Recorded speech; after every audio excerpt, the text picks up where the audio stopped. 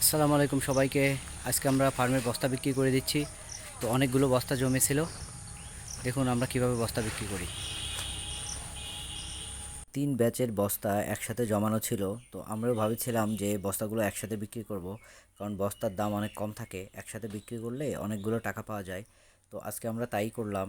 কাকা সকাল সকাল চলে আসছে, আজকে আমরা তাই করলাম যা করতে চেয়েছিলাম। তো সব বস্তাগুলো একসাথে বের করে দিলাম। টোটাল 120টা বস্তা হয়েছে, আর কিছু বস্তা ছেঁড়া ছিল, সেগুলো সে নিবে না, তো কম দাম হলে নিবে। তো আমরা তাকে বস্তাগুলো বিক্রি করার জন্য বলতেছিলাম যে দামটা একটু বাড়িয়ে দিতে, কিন্তু সে দাম বাড়িয়ে দিবে না। তারপরেও সে অনেক গল্প করলো, তার ব্যবসা নিয়ে অনেক গল্প করলো, অনেক কথা বলল। আসলে পুরাতন মানুষের সাথে বসলে অনেক গল্প শোনা যায়, এবং এই গল্পগুলো শুনতে অনেক ভালোই লাগে। আগের যুগের মানুষ এখন তো পাওয়াই যায় না, তো মাঝে মাঝে দু একজন যাই পাওয়া যায়, কর্মব্যস্ততার জন্য কথাও বলা হয়ে ওঠে না। তো আজকে চাচার সাথে অনেক গল্প করলাম, তো গল্প করে অনেক কিছু জানলাম এবং অনেক ভালো লাগলো।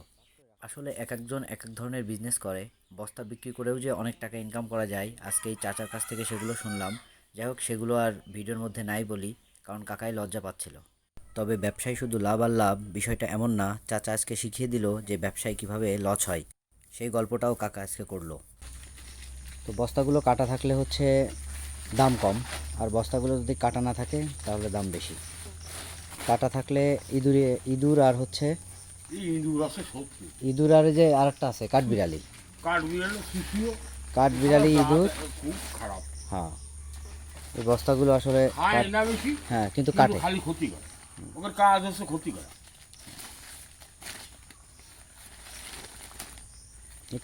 কতদিন ধরে এই ব্যবসা করেন? তা 35 বছর করলো। আগে 4 আটার ব্যবসা করতাম। 35 বছর ধরে খালি এই বস্তা বিক্রি করেন আর কেনেন? 4 আটার ব্যবসা বাদ দিলাম কিছু না, ওই মাতুব্বরের সাথে করে এসে নিয়ে বলতো পারিনি। ও, বাকি বাকি।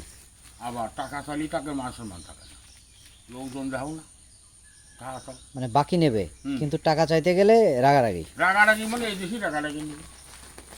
সেই জন্যই আমরা যারা 1 প্লেনে যারা করতাম, তারা সবাই বাইর দিবে, এগুলো এই ব্যবসা করা যায় না। আমরা মহাজনের কাছে বাহিনী করে নিয়ে আসি, আমাকে টাকা দেওয়াই লাগবে, আর মাটি করে চালিবারে তাকে রাগ হয়ে যায়, অনেকেই বাদ দিবে। বুঝছি। আগে হাট বলতে বসায় নিয়ে আসতাম, মাগরুত্ব নিয়ে যেতাম, কিন্তু কই মানুষ তো সেই ধরনের নেই। এটাই কথা যে মানুষ আগের মতো নেই। না, এখনো চালতে ছিল টক টক।